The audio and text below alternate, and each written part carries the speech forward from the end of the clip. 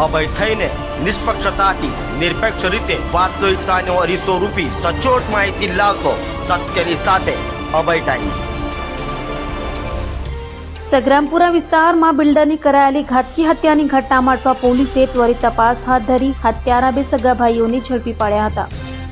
અટવા police મથકની હદમાં સગ્રામપુરા તલાવડી ખાતે રાણી તળાવમાં રહેતા બિલ્ડર આરિફ કુરેશીની મસ્જિદમાંથી નમાજ પડી બહાર આવતા જ પાછળથી હુમલો કરી ઘાતકી હત્યા કરી દેવાઈ હતી। તો ઘટના સીસીટીવીમાં પણ કેદ થતા અટવા પોલીસ સહિત ઉચ્ચ અધિકારીઓ તપાસમાં જોડાયા હતા અને હત્યા કરી ભાગી છૂટેલા બે સગા ભાઈઓ ફૈઝ મુલ્લા તલ્લોઈ અને તબરેજ મુલ્લા તલ્લોઈને ઝડપી પાડ્યા હતા।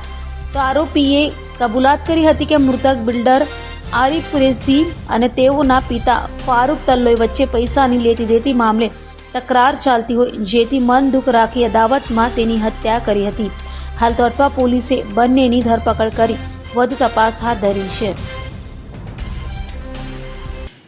જી, ગઈકાલ તારીખ 30/7/2024ના રોજ કલાક 13:30 થી 14:00 દરમિયાન સગ્રામપુરા તલાવડી મોલવી સ્ટ્રીટ ખાતે એક ઈસમની બે યુવકો દ્વારા હત્યા કરવામાં આવી હતી। મરણ જનાર જે છે એ મોહમ્મદ આરિફ કુરેશી નાઓ, જે બિલ્ડરનો જેમની ઉંમર 55 વર્ષની હતી અને જે વ્યવસાય બિલ્ડર તરીકે કામ કરતા હતા, એમના દીકરા સુફિયાને અઠવા પોલીસ સ્ટેશન ખાતે ફરિયાદ આપેલી કે તેમના પિતાની બે યુવકો ફૈઝ અને તબરેજ, આ બે યુવકોએ પાઇપ અને છરીના ઘા મારીને હત્યા કરેલી છે, બરાબર। જેના અનુસંધાને BNSની કલમ 103(1) મુજબનો અઠવા પોલીસ સ્ટેશન ખાતે ગુનો રજીસ્ટર કરવામાં આવેલ અને તપાસ ચાલુ કરવામાં આવેલ।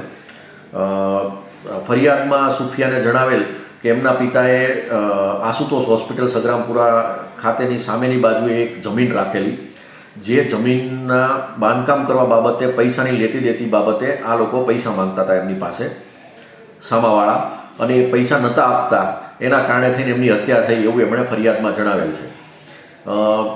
બે આરોપીઓને પકડવા માટે અલગ અલગ ટીમો બનાવવામાં આવેલી અને મહેનતના અંતે બે આરોપીઓની આજ કલાક 13:30 વાગે ધરપકડ કરવામાં આવી છે અને પૂછપરછ ચાલુ છે।